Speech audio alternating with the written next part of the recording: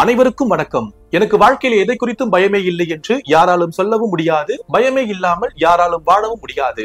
நம்முடைய வாழ்க்கையை கெடுக்கக்கூடிய காரியங்களான நேற்றைய கவலை, நாளைய பயம், இன்றைய குழப்பத்துல கவலையை பற்றி நம்முடைய முந்தின பதிவுல நம்ம பார்த்திருக்கின்றோம். இந்த பதிவுல பயத்தை குறித்த சில சிந்தனைகளை பற்றி நம்ம பார்க்கலாம். நாம எல்லோருமே பாத்தீங்கன்னா 2 ஆதிக்க சிந்தனைகளால நாம் ஆளப்படுவோம். ஒன்று, ஏதாவது ஒன்றை அடைய வேண்டும் என்ற விருப்ப சிந்தனை. மற்றொன்று, ஏதாவது ஒன்றை இழந்து விடுவோமா என்ற பயம் சார்ந்த சிந்தனை.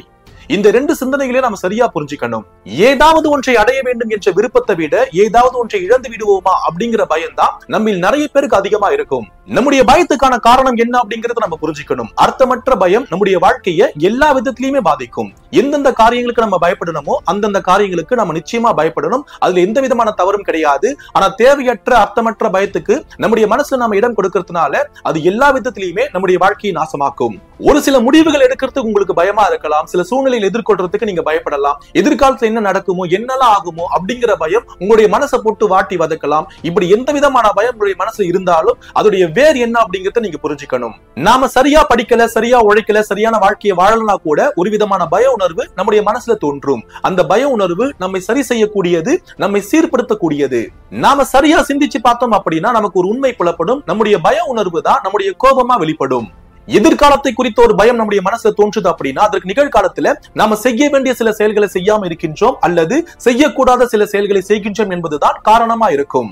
நம்முடைய மனசுல நாம தேவையற்ற எண்ணங்கள், தேவையற்ற சிந்தனைகள், தேவையற்ற கற்பனைகளை நாம பதிவு பண்ணி வச்சிருப்போம். நம்ம பதிவு பண்ண அந்த பதிவுகள் தான் நமக்கு ஒரு விதமான பயத்தை தூண்டும். நம்முடைய மண்ணும் மனமும் ஒன்று. மண்ணுல நம்ம எதை விதைக்கின்றோமோ அதை சார்ந்த காரியங்கள் தான் நமக்கு விளையும். அதே மாதிரி தான் நம்முடைய மனசும். நம்முடைய மனசுல அறம் சார்ந்த, நம்பிக்கை சார்ந்த, எதிர்காலம் சார்ந்த சிந்தனைகளை நம்ம விதைக்கின்றோம் அப்படின்னா அதை சார்ந்த வாழ்க்கை நமக்கு நிச்சயம் கிடைக்கும். சில பேருக்கு இருளை பார்த்தா கூட ஒரு விதமான பயம் தோன்றும். அவங்களை பொறுத்த வரைக்கும் இருட்டு அப்படின்னா பேய் நினைச்சிருப்பாங்க. சில பேர் பாத்தீங்கன்னா பகல், வெளிச்சம் அப்படின்னா கடவுள், இருள் அப்படின்னா பேய் நினைச்சிருப்பாங்க. இதுவே ஒரு விதமான அறியாமை சிந்தனை தான். இருட்டுல பேய் இருக்கும் அப்படின்னா நம்ம கண்களை மூடி தூங்கும் பொழுது 7 to 8 மணி நேரம் நம்ம தொடர்ந்து இருளை தான் பாக்குறோம். அப்படின்னா நம்ம பேயை பாக்குறோமா? இந்த விதமான சிந்தனையிலிருந்து நம்ம வெளியே வரணும். சிலவற்றை குறித்த நம்முடைய புரிதல் நம்முடைய வாழ்க்கையில மிகப்பெரிய மாற்றத்தை ஏற்படுத்தும். அந்த வகையில தான் நம்முடைய கவலையையும், பயத்தையும், குழப்பத்தையும் நாம புரிஞ்சுக்கணும். தேவையற்ற பயம் நம்முடைய வாழ்க்கையில் எந்த அளவுக்கு பாதிப்பு ஏற்படுத்துது அப்படிங்கறத நம்ம புரிஞ்சுக்கிட்டா மட்டும்தான் அந்த பயத்திலிருந்து நம்மளால வெளியே வர முடியும்.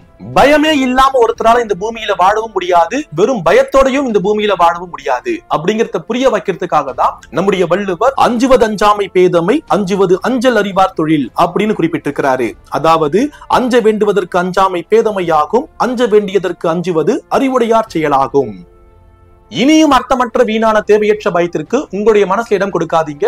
எந்த விஷயங்கள் உங்களுடைய வாழ்க்கையை வளர்க்குமோ, உங்களை எது வாழ வைக்குமோ அந்த காரியங்களுக்கு மட்டும் உங்களுடைய மனசுலயும் உங்க வாழ்க்கையிலையும் முக்கியத்துவம் கொடுங்க.